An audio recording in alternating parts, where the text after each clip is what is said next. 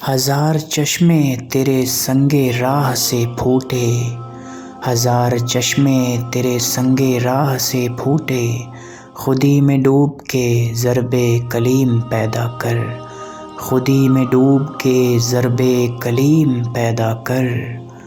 پس اگر تو اپنی خودی میں ڈوب کر اپنی خدا داد مخفی صلاحیتوں کو بروئے کار لے آئے تو اس کے اندر وہ رنگ کلیمی پیدا ہو جائے گا کہ راستہ میں آنے والے جس پتھر پر اپنا عصا مارے گا اس سے ہزار چشمے پھوٹیں گے، جس طرح حضرت موسیٰ کے عصا کی ضرب سے دریائے نیل میں رستہ بن گیا تھا، اسی طرح تو بھی اپنے راستے میں ہر آنے والی رکاوٹ کو دور کر کے آگے بڑھتا چلا جا۔